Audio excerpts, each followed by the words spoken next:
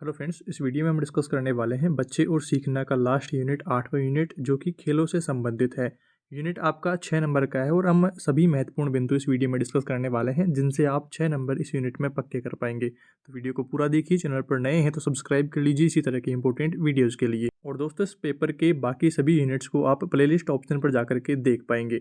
सबसे पहला टॉपिक हम डिस्कस करते हैं खेल की समझ, कुछ सिद्धांत और उदाहरणों को।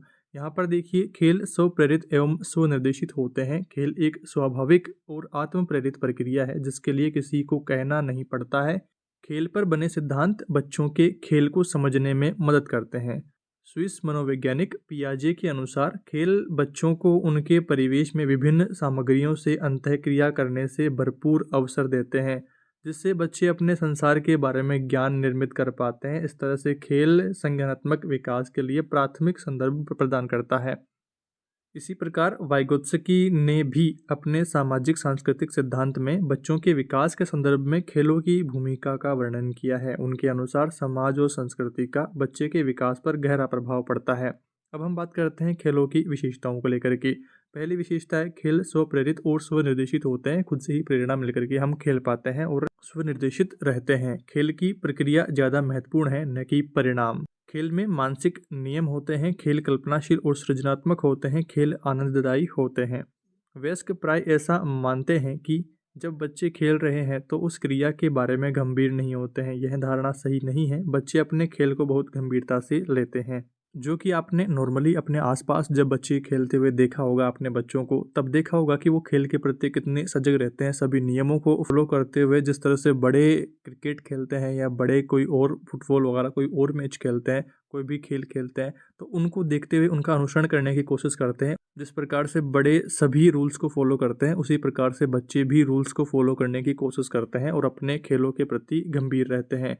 अब हम बात करते हैं खेल के विभिन्न प्रकार कौन कौन से हैं। तो खेल के देखिए, स्थान के आधार पर प्रकार है और स्वतंत्रता के आधार पर है। स्थान के आधार पर है बाहरी और भीतरी। स्वतंत्रता के आधार पर है संरचित खेल, शारीरिक खेल, भाषाई खेल, नाटकीय खेल, नियम खेल आदि। अलग प्रश्न आ सकता है कि स्वतंत्रता के आधार पर खेलों के प्रकार बताइए या फिर स्थान के आधार पर खेलों के प्रकार बताइए, तो आपको ध्यान रखना है। इसके बाद में अब हम बात करते हैं शारीरिक खेलों के बारे में। ये दो प्रकार के होते हैं, स्थूल क्रियात्मक खेल और सूक्ष्म क्रियात्मक खेल। स्थूल क्रियात्मक खेल क्या होता है? ये स्फूर्ति से भरे होते हैं जिनमें पूरे शरीर का उपयोग होता है। सूक्ष्म क्रियात्मक खेल क्या होता है? ये खेल एकांत में खेले जाते हैं। इनसे बच्चों में एकाग्रता बढ़ती है। दोनों के बारे में आपको जान लेना है। इसके बाद में दूसरा है वस्तुओं के साथ में खेल। तो वस्तुओं के साथ में खेल में देखिए, बच्चे अपनी कल्पना से भिन्न तरह के उपयोग करते हैं और उससे कुछ कहानी या फिर नाटक भी बना लेते हैं। खेलते समय अपने आप से बातचीत भी करते हैं। तीसरा है प्रतीकात्मक खेल। मानव जीवन में कई तरह के प्रतीकों का उपयोग करते हैं। भाषा बोलने में, पढ़ने में, लिखने में, संगीत में, चित्र बनाने में आदि जगह पर करते हैं। भाषाई खेलों में बच्चे ध्वनियों व शब्दों से खेलते हैं। वे नए नए शब्द बनाते हैं, उन्हें दोहराते हैं। चित्र बनाना खेल के द्वारा वे अपने आप को व्यक्त करते हैं, जिनसे चित्र, तस्वीर, रेखा चित्र, नक्शे समझने में मदद मिलती है। संगीत में भी बच्चे को गाने, नाचने में बहुत मज़ा आता है। तो उस तरह से प्रतीकात्मक खेलों के बारे में ध्यान रखना है। और संवाद रचना, काल्पनिक खेल व नाटकीय खेलों के बारे में देखिए। इस प्रकार के खेल में बच्चे अपनी कल्पना का भरपूर उपयोग करते हैं, अलग अलग भूमिकाओं, व्यवसाय और व्यवहारों की नकल करते हैं। भाषा में हो रहे विकास से बच्चों की सोच भी मूर्त से अमूर्त की ओर बदलती जाती है। इस दौरान उनकी साक्षरता और संख्यात्मक कौशलों का विकास नजर आता है। नाटक में वे अपने खिलौनों का भी इस्तेमाल करते हैं। इस तरह से संवाद रचना, काल्पनिक खेल और नाटकीय खेलों के बारे में कुछ बातें ध्यान रखनी है। इसके बाद में 5वें नंबर पर है नियम वाले खेल।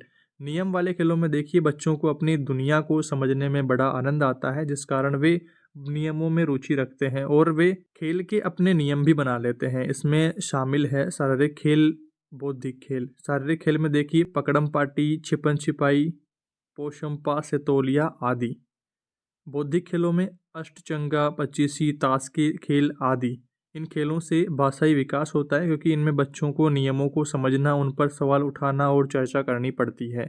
इसके बाद में अब हम बात करते हैं विभिन्न संदर्भों का खेलों पर क्या प्रभाव पड़ता है। देखिए, आयु के अनुसार खेलों की प्रकृति किस प्रकार से बदलती है या क्या प्रभावित वो होती है। जैसे जैसे बच्चों की उम्र बढ़ती है, वैसे वैसे खेलों के खेलने की पसंद बदल जाती है। अब हम कुछ पॉइंट्स के माध्यम से समझेंगे कि किस आयु में कौन कौन से खेल, किस प्रकार के खेल खेले जाते हैं। तो 0 से 3 माह के बच्चे के लिए हाथ पैर हिलाना ही खेल होता है। 8 माह से 2 वर्ष के बच्चे चीज़ों को सरकाते हैं, पकड़ते हैं, फेंकते हैं, पुनः लेकर के आते हैं, गाड़ियों को धक्का देते हैं आदि उनके लिए खेल होते हैं। 2 वर्ष से अधिक उम्र के बच्चे पानी, मिट्टी, पत्थर से खेलते हैं, तो वो उनके लिए खेल होता है उनसे खेलना। और विद्यालय में प्रवेश के पश्चात वह समूह में रह कर के खेलना पसंद करते हैं दोस्तों के साथ में। और 10 वर्ष से अधिक उम्र के बच्चे शारीरिक और नियमबद्ध खेल खेलना पसंद करते हैं। इस तरह से आयु के अनुसार खेलों की प्रकृति आपको ध्यान रखनी है कि किस किस आयु में किस प्रकार से परिवर्तन आता है। इसके बाद में सेकंड नंबर पर आता है लिंग का खेल पर प्रभाव। लिंग का खेल पर प्रभाव देखिए, लड़कों व लड़कियों के खेल में भिन्नता होती है। शैशवावस्था में लिंग खेलों को प्रभावित नहीं करता, पर उम्र बढ़ने के साथ साथ उनकी रुचियां भिन्न होने लगती है। बेटियों को गुड़ियां, बर्तन जैसे और बेटों को बंदूक, कारों और खिलौनों आदि दिलवाए जाते हैं और उनकी मानसिकता अलग हो जाती है, फिर उनके खेल भी अलग अलग हो जाते हैं। तो लिंग का खेलों पर प्रभाव किस प्रकार से पड़ता है। अब देखिए बड़ा प्रश्न आता है इससे संबंधित, तो फिर आप डिटेल में लिख दीजिएगा वहाँ पर, और भी इसमें पॉइंट्स लिख दीजिए कि कौन कौन से खेल होते हैं, वो सब कुछ आप लिख पाएंगे आराम से पॉइंट्स को समझते हुए। अब इसके बाद में तीसरा बिंदु आता है सामाजिक वर्ग का खेल पर प्रभाव। इसमें देखिए निम्न सामाजिक वर्ग के बच्चों को कार्यों में व्यस्त रहने के कारण खेलने के लिए उन्हें कम समय मिल पाता है। मध्यम और उच्च सामाजिक वर्गों में कुछ परिवार पढ़ाई पर बहुत जोर देते हैं और इस कारण वे बच्चों के खेलने का समय कम कर देते हैं। तो इस प्रकार से सामाजिक वर्ग का भी खेलों पर प्रभाव पड़ता है। इसके बाद में देखिए संस्कृति का खेलों के स्वरूप पर प्रभाव। कई संस्कृतियां खेल द्वारा बच्चे के सीखने और विकास को महत्व नहीं देते हैं। कुछ को बच्चों की सुरक्षा की चिंता रहती है और कुछ को लगता है कि उन्हें खेलते वक्त अकेला छोड़ देना चाहिए। कुछ संस्कृतियों में सहयोगी खेलों को महत्व दिया जाता है और कुछ में प्रतिस्पर्धा को महत्व दिया जाता है। तो अलग अलग जो संस्कृति, जाति, धर्म, उनमें अलग अलग खेलों के प्रति अलग अलग नियमों को अपनाया जाता है, तो वो भी प्रभावित बच्चों को करते हैं। इसके बाद में पांचवा बिंदु है परिस्थिति और परिवेश पर प्रभाव।